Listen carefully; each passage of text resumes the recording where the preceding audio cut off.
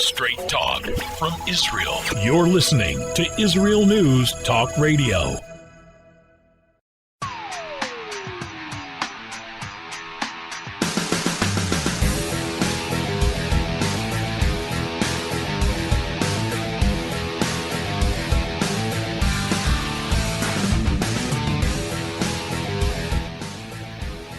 Be prepared. Remember that Boy Scout? Am I allowed to say that today? A Boy Scout or a we, a other, a pronoun scout? Be prepared. Emergency preparations. We need to be prepared for what may be happening in the future. I'm going to be talking about that today on the show. So many things, not just natural disasters, but also, God forbid, war. I mean, if you asked anybody today, if you are optimistic about good things developing in the near future, I think that you'd probably get a frown on both sides of the spectrum of left, right, progressive, conservative, etc. I don't think anybody thinks good things are in store for us in the near future right now. I think both sides are thinking it's a fight right now, and people are angry, and people are scared because of the pandemic as well. So we need to be prepared for what's going to happen. I'm going to be talking to you about what we can do in order to protect ourselves, because we need these reminders, and we need to be prepared for, God forbid, an emergency, whether, again, it is from war or pandemic or natural disasters, etc. Just this month in Israel, there have been 2 earthquakes here. And I'm going to read you a little bit about that as well, and what we need in order to just make sure that if, God forbid, something happens, we don't have to run around like chickens with our heads cut off, but we can be a little bit prepared, have everything that we need with us, why it's important, where to put it, how to put it, etc., and how to practice this with our families. I think this is important stuff to go over. It might be boring for some of you, but I'll tell you, I was in an emergency situation about, I guess it was 2 years ago, when a house next to me caught on fire, and the fire department came banging on our door and saying we had to evacuate because already the sparks were hitting our backyard. And guess what? Mrs. Bug Out Bag Preparation, who did preparations with her family, was not prepared. I'm going to tell you why as well. We'll be right back.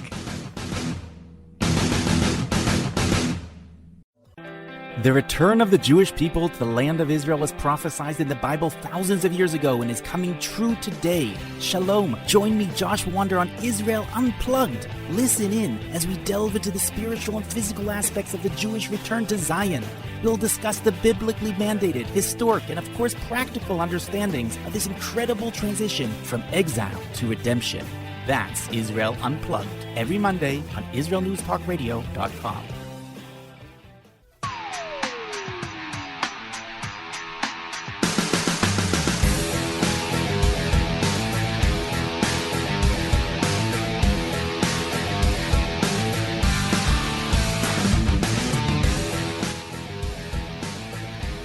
All right, so I'm here as a reminder today to get our houses in order, literally. And that is if we have to leave our houses, or if we're stuck in our houses and can't get around. What do you do in times of an emergency? You know, when I was in my early 20s, I worked once at the Hyatt Hotel. I was a concierge. And one of the things that they did was once a month, we would have to go to a different department in the hotel. So if I was a concierge and I was, let's say, working in the VIP club that they had there, I would have to go down, let's say, to the kitchen area of the hotel, or I would go to a different department of the hotel, and I would do what was called a walk-through. And on the walk-through, I would look for anything that might be dangerous, because people who work in the same place all the time, they don't notice things. So if I would walk and all of a sudden I would get, let's say, my clothing caught on a sharp corner of some workspace there in the kitchen, then I would write corner. This corner is dangerous. It needs to have like a little rubber cap put on the corner there so no one gets hurt. I see that there's a drip over here, or I see that something is loose over there, because people who come with fresh eyes can see things that we don't see. And it was very, very good lesson that we really need to sometimes have outside eyes, or if we don't have those outside eyes, to do a reevaluation, a cheshbon, as we say in Hebrew, an accounting ourselves of what needs to be done. So, Israel is a place that they're predicting that there's, every 100 years or so, we have, a major, major earthquake, and they're saying that we're long overdue. There's also the possibility of war. As we know, we just had one. In Israel, every so often there's another war, unfortunately, and we have snowstorms, and we have all sorts of things that are happening. Let me just read you this. According to an article in the Times of Israel, a major earthquake large enough to cause hundreds of fatalities is expected to hit the country in the coming years, Tel Aviv University researchers warned, unveiling the results of a study that bored deep into the bed of the Dead Sea here in Israel.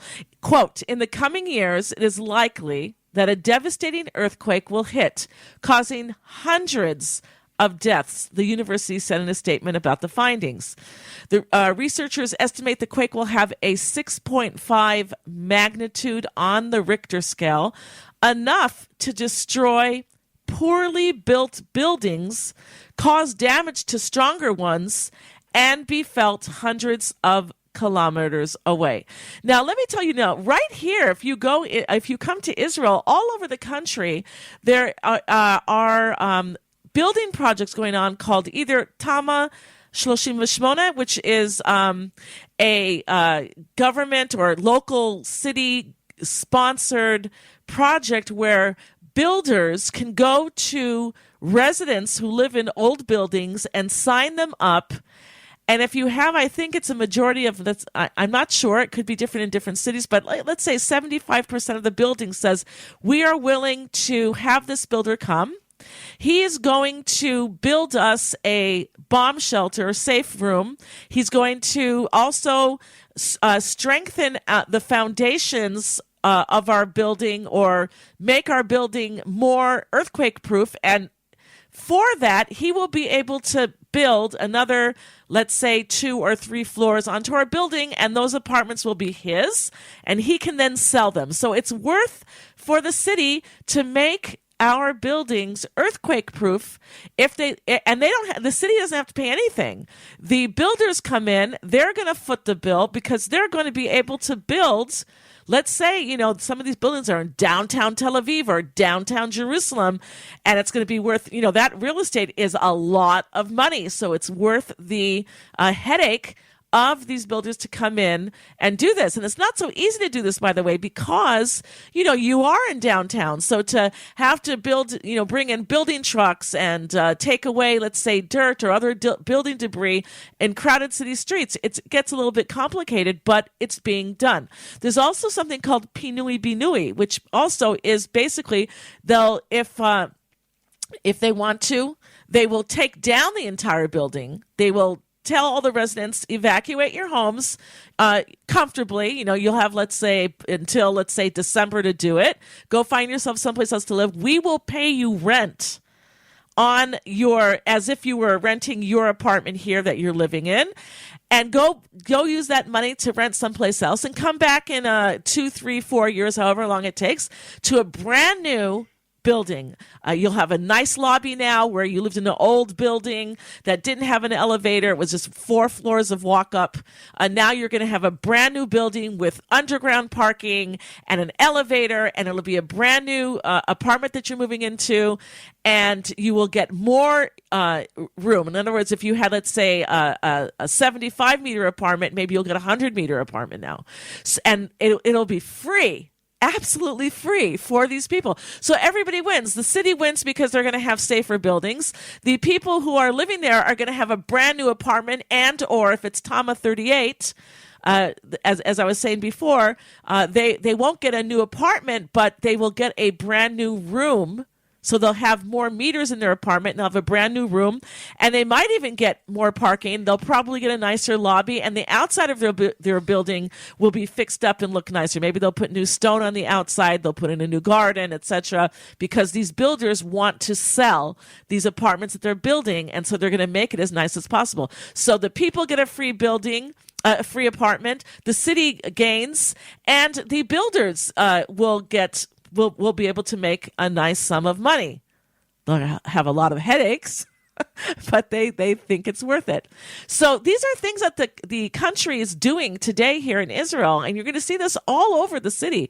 You'll see a whole bunch of old buildings, and all of a sudden you'll see a really pretty building, and that looks brand new because that's where they've done either pinui binui, destroy and rebuild, or the fixing up of a facelift and more apartments and more safe rooms now. All right. So saying all of that, we need to be prepared. Now, I wanted to do this show because wherever you're listening from around the world, it would be wise to review with your family what to do in case, God forbid, something should really happen in the future, which would seriously interrupt your lives. Like, again, what do you do in case of an earthquake, a natural disaster, a fire, even a war? Where should you go? What if you're in an elevator or a car or a tall building when an emergency situation happens? What do you tell your kids if they're not with you? Where's mommy and daddy? Maybe they're in school. Maybe they're on the way to school or on the way home from school, or they're at a friend's house or at an after-school activity, and you are separated. So it would be very, very wise to have a discussion with your family so everybody knows what to do in different situations. And I would suggest that people also do a practice or an exercise with their families as well.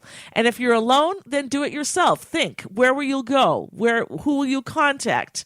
What do you need to take with you? Do you know where it is? You should also have emergency numbers posted in a central place in your home and set into your cell phone as well. And have a contact person or a place to meet in case the family is separated and the power and or internet is out and it's hard to communicate and find each other. I want you to remember, in case of an emergency, there is a very good chance that you will not be able to communicate with each other. You will not be able to find your kids because there is no internet, there is no phone, there are no phones, they're just not working, there's no power. What do you do then?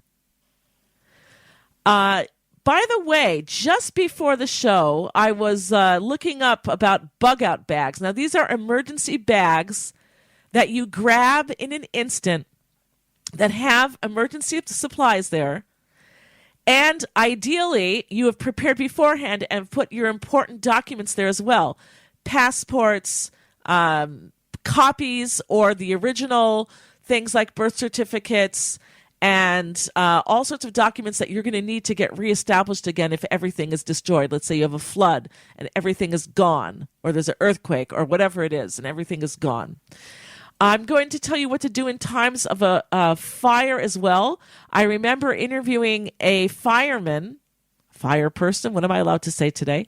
And he told a very interesting story that I'm going to share with you also. Which is so important and even life-saving or life-threatening, whichever way you look at it. So stay with me because although this might be a boring topic for some, it could hit any one of us without distinction. And if it happens, it's already too late. This is something that you already have to have already done, already prepared for, because again, when it happens, it's too late if you haven't prepared. And this has happened to me, by the way. I was telling you in the beginning of the show, my neighbors had a fire. Their sparks were already going into my backyard. Firemen came. If you're driving, be prepared. Banging on our door at night. It's scary because it's quiet. People are sleeping. And you open the door, and they're yelling at you, out now.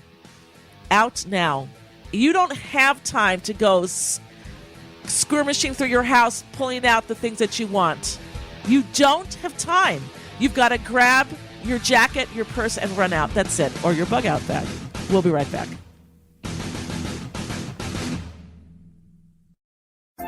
Hi, everyone. This is Andrea Simento from Jerusalem, inviting you to drop everything and join me on my show, Pull Up a Chair. We'll visit this week's quirky stories, meet fabulous guests, and discover my Israel. Together, we'll laugh, shout, and explain the topics that make us say, hey, we've got to talk about that. So get comfortable and pull up a chair with me, Andrea Simento, every Thursday on Israel News Talk Radio.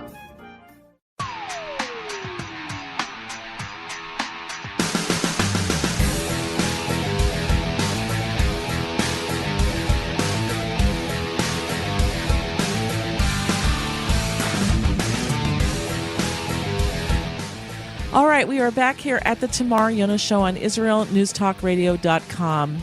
And we're talking about emergency preparation. There are so many things that could hit us wherever you are in the world, whether it's a natural disaster or a fluke like a building collapse, fire, snowstorms, war, etc. And we really need to do this before these, God forbid, things could happen, because once it happens, it's too late. This is something that you already have to be prepared for. Now, I was saying that right before the show, I did a search on Amazon about, I did a search about bug out bags, and in the search, Amazon came up, and I clicked on the link, and I saw that Amazon sells ready-made emergency bags, which I thought was very interesting. They have in there, pocket knives, and the bags themselves have all sorts of pockets in them. Some of them are waterproof or water resistant, I should say. And it looked very interesting. I thought, you know what? For like $100 or up to $200, they have fancier ones, etc. That might even make a nice gift for someone, because this is something that most people don't buy for themselves.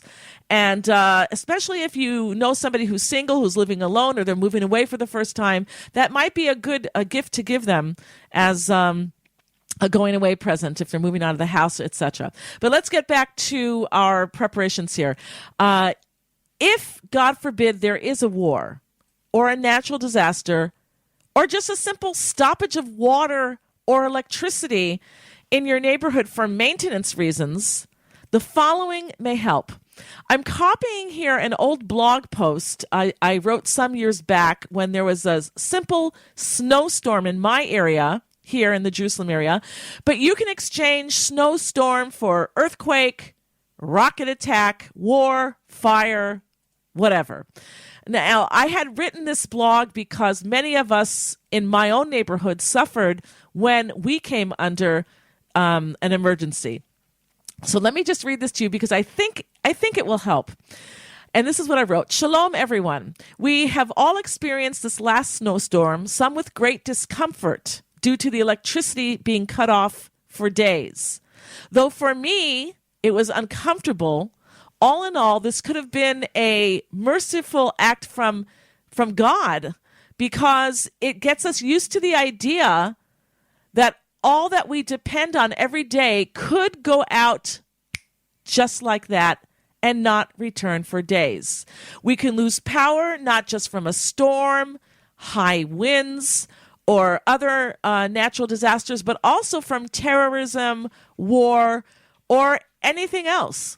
So how will we survive even for a few days? Remember, many of us are not alone. We have children who have needs. They cry, they need diapers, or we have older people who need medicines, etc. And how much can we rely on the government, the municipality, the emergency workers?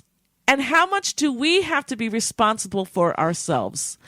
Now remember, in times of an emergency, the municipalities and emergency workers cannot do what they usually can do on a normal day.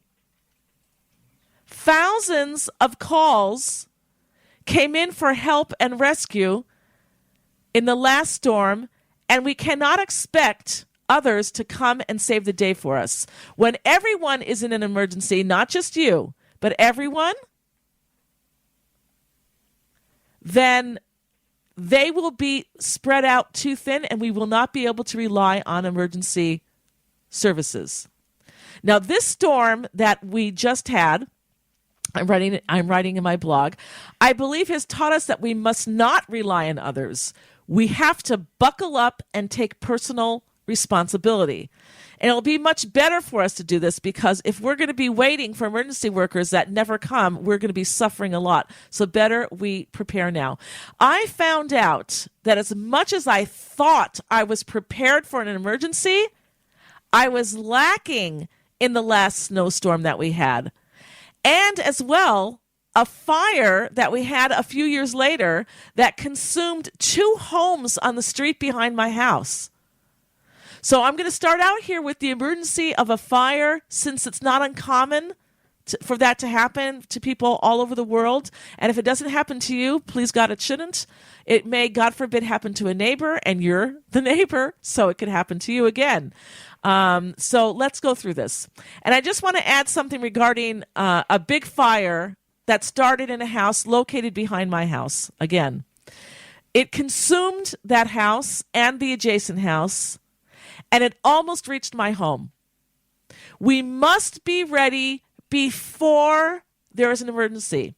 I'm one of the neighbors of the house that burned down, and the wind was blowing thousands and thousands of burning embers into my backyard. It was a very dangerous and precarious situation. My backyard trees almost caught fire. The embers were already in my trees, but someone shooting water at them kept my trees from totally catching fire, because they were in my backyard and they were shooting water at it from the water hose, but it was able to help. However, a water hose is not going to help when it's consuming you, but let's just move on. Soon after, the firemen and security of our neighborhood arrived at my front door. It was around 10 p.m. at night, possibly later, and they came banging on my door. And again, I want to say, if you're driving, don't be scared, but I want you to understand, what people go through. This is what they're doing, banging on your door at night when some people are sleeping, it's quiet, and they were yelling. We needed to immediately evacuate because they believed that our house could catch fire next. Now, friends, when this happens, you have seconds to leave your house. They don't let you go from room to room gathering what you want to take with you. They're at your door, they're coming into your house, and they're saying, everybody out. You barely have time to get a jacket and your purse or whatever. You don't have the luxury of even 3 minutes to search out your things. You have to grab what you've got, your coat and your purse, and hopefully your bug-out bag, and quickly run. There's no time for anything, and this is personal experience. Now, a bug-out bag has emergency items you need for survival, as well as any important documents that you need, like ID papers, passports, photocopies of important documents, disk-on keys maybe that you have in your computer. You can't lug out your computer. It's no time. So a lot of people put things on disk-on keys or external hard drives, etc., with important information that's on it. You might want to put those in your bug-out bag. These legal documents are important to have because they're not easily replaced. And think that after, God forbid, a tragedy happens to you, and you have to deal with this tragedy. Maybe you've lost your home, or something happened to your kids, somebody was injured, you're in the hospital all the time. On top of that, then you have to go and spend hours and days inside government offices to replace ID cards, passports, driver's licenses, credit cards, financial papers, etc. It's much easier to have a bug-out bag for emergencies to grab. So in the midst of being commanded to evacuate my home, I wanted to quickly grab our bug out bag because we did do that preparation. But guess what? I wasn't sure where it was. Can you believe it? I wasn't sure where it was. Was it upstairs or was it downstairs in some closet? Or was it put away in a file cabinet drawer? I forgot where my husband put it. Now, I knew it would probably be in one of two places, but in the end, folks, I had no time to even check one of them. You can get confused when in the midst of a real emergency. So I'm writing this and telling you this just to hammer down what everyone needs to do, and that is do a practice fire drill. And do it with your spouse and kids if you have. And if you don't, at least by yourself, know what you're supposed to do, what to grab, and where to meet up after running out of the house. Now, this is important, especially with kids, to have them know how to escape their bedrooms if a fire breaks out in the middle of the night and their path is blocked to the front door for whatever reason. Now, when our kids were little, we had a thick rope that we tied to their beds to be able to climb out the upstairs window to safety. I once interviewed an American, now an Israeli fireman, and he told me how once when he was a fireman in the United States, he almost lost his life one night at a fire because a mother who was in the whose house was being burned down, the mother screamed that she couldn't find one of her kids. So after getting her and everyone else out of the house, he ran into the burning home trying to find her missing child. The roof of her home then collapsed and almost killed him. He was able to escape, but it turns out that in the end, her child wasn't even in the house. He had gotten out earlier and was wandering around the street among the crowd of people who were watching. The fireman told me that the parents must do a practice drill with their children and designate a place to stand and wait and meet up if they're forced to flee their home. He said ideally the place should be close to the home, but not too far, maybe across the street, so people can see, my kid is out there. I see my kid. I don't have to spend time in a burning home looking for him. He said he could have lost his life, and he was angry. We'll be right back.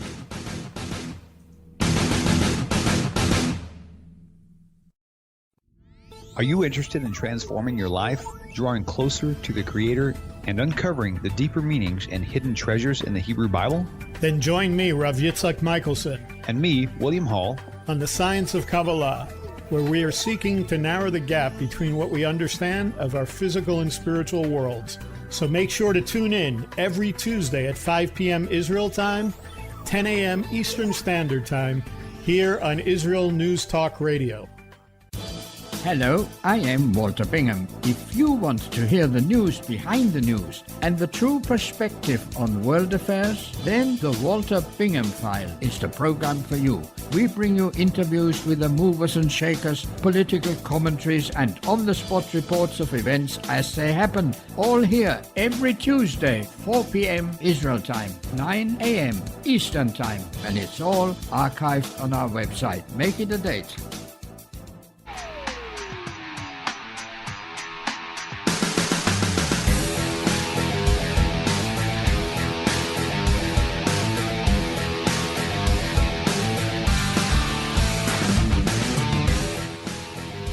All right, we're back here at the Tamar Yonah Show on IsraelNewsTalkRadio.com, and we're talking about being prepared for an emergency. And this is something that needs to be done before the emergency arrives. And it could be anything from a natural disaster to a fire, and maybe not even a fire in your own home, but from a neighbor's fire that's bleeding over to your home as well.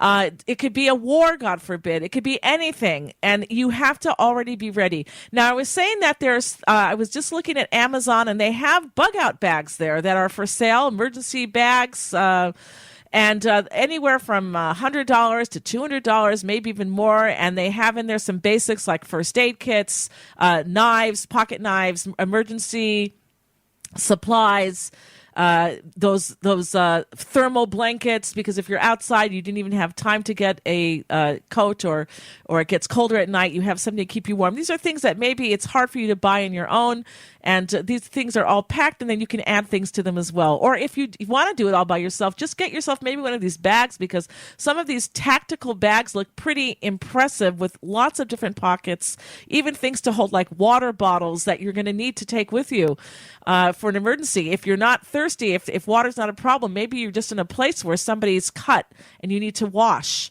You just need water just to rinse something, some blood, or whatever it is that you need to do. So these are pretty interesting things. You might want to check it out. And it might be actually, I'm just thinking, a good gift for somebody who's leaving your home. They're going off to college, or they're moving out for the first time, or whatever. So it might be something to think about.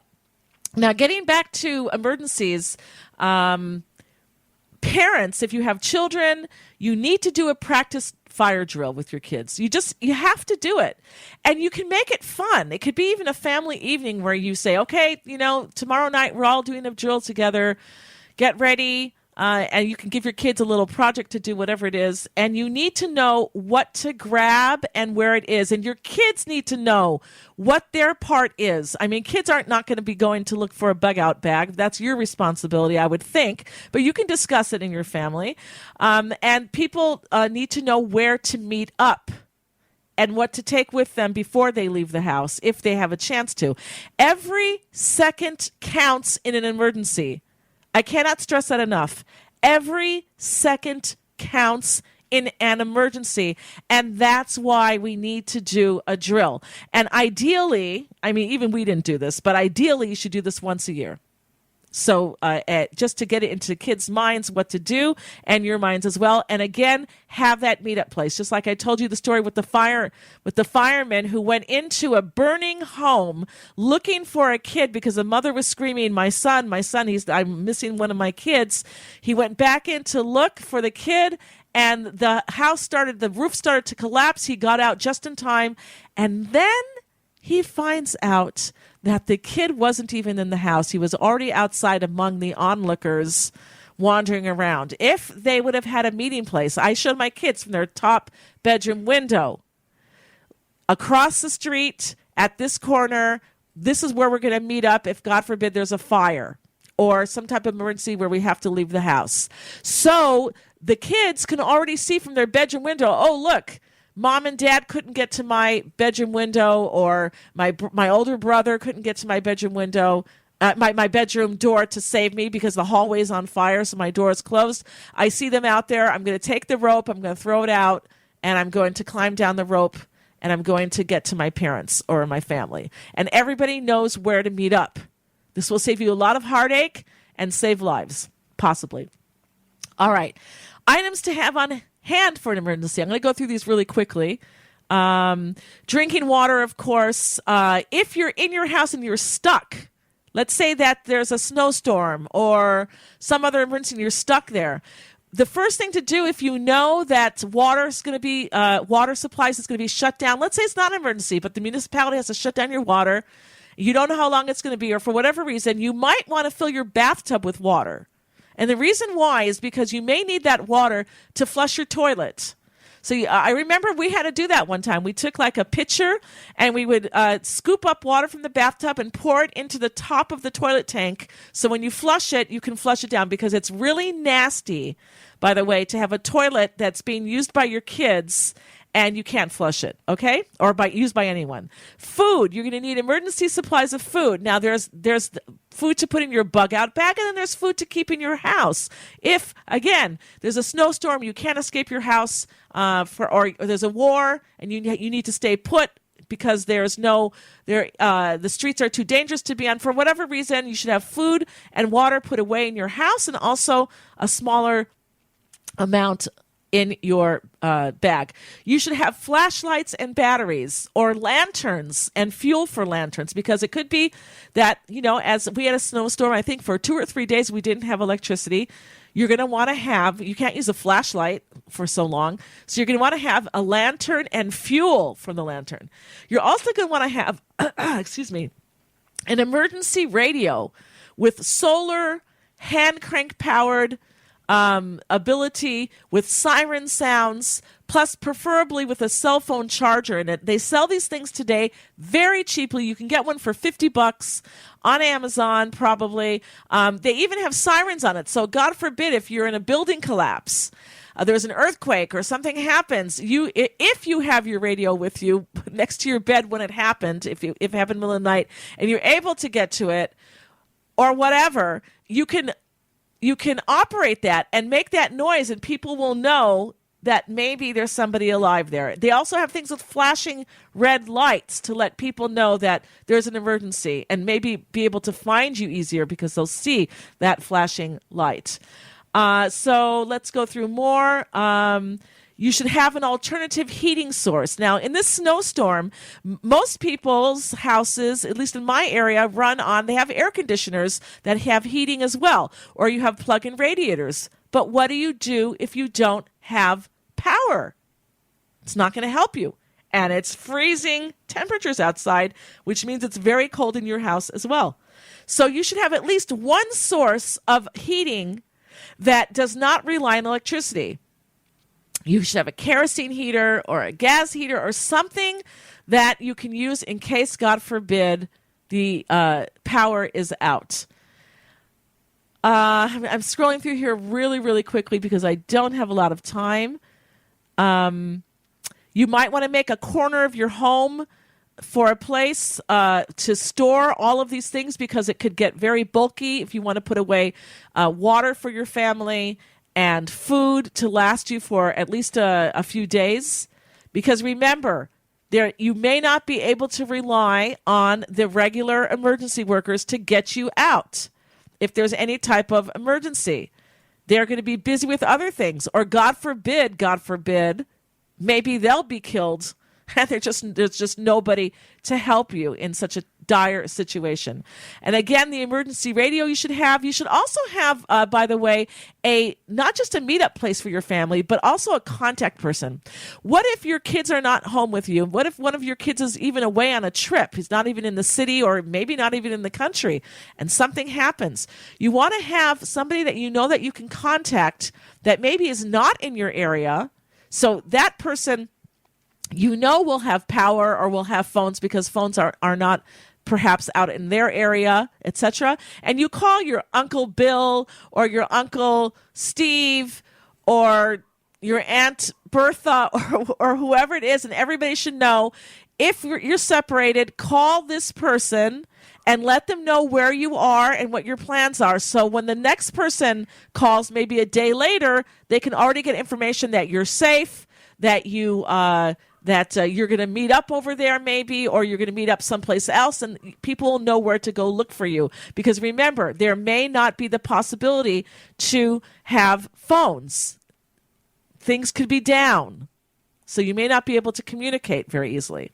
Again, have your bug-out bag and do practice runs. Do a practice run with your kids especially. Make sure you have spare medicines and medications if you need it, for your children, for yourself, for your parents, your elderly parents if you're living with them. And if you're not living with your elderly parents and they're on their own, make sure that they have a supply for as long as possible to keep them healthy, in case they can't, they're stuck in their house for a week and you can't get to them, or something like that happens. Now, again, go over websites that talk about emergency preparation. I'm not able to give you an entire list and the details that will make our lives easier and safer in the amount of time I have on this program. But I want to, again, reiterate to everyone, when the time comes, whether it's a storm or something sudden, and all of a sudden you're left without power, phones, food, transportation, communications, etc., it's going to be too late if you haven't already prepared. So bite the bullet, put away some time of your day today or tomorrow or the next day with your family. As you get more information, you get things ready, maybe start preparing your bug-out bag. Do this now, because when it happens, it's already too late.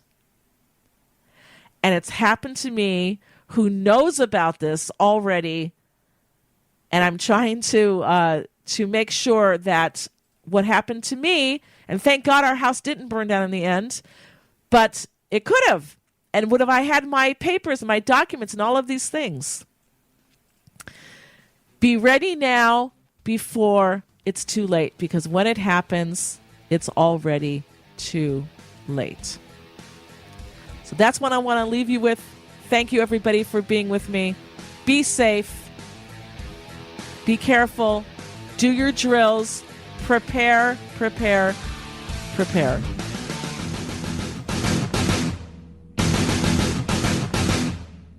If you love Israel News Talk Radio, then you'll love our Facebook page. We keep you up to date on what's happening in Israel, plus little surprise treasures that we don't share on the radio. Go now to follow us on Facebook. Just look for the Israel News Talk Radio Facebook page, and don't forget to subscribe and follow us by clicking on the like button. We post great stuff there that you'll want to share. Israel News Talk Radio on Facebook and Israel News Radio on Twitter. If you're hearing this message, everyone else can too. Advertise with Israel News Talk Radio and get your message out to people. We'll build a personalized package for you. Contact advertising at israelnewstalkradio.com. Straight talk from Israel. You're listening to Israel News Talk Radio. Hey, this is Jake in Anchorage, Alaska, and I love listening to all the super interesting interviews and up-to-date information on what's happening in Israel. Hello, this is Anna King, originally from London, now living in Israel. And what can I say? Israel News Talk Radio is my cup of tea. My name is Bhaskar. I'm from India, and I love listening because you get to know the truth and wonderful voices from this lovely country. Mom! Okay, wait a minute. Hi, this is Chava Dax, and I'm calling for the rolling hills of Ma'ale Adumim, just north of Jerusalem. I always listen to Israel News Talk Radio to get all the latest news and commentary and to keep me up to date every day. This is Sarah Dax from Ma'ale Adumim, and I'm 12. I wish Israel News Talk Radio was boring so my mom wouldn't listen to it all the time. Mom!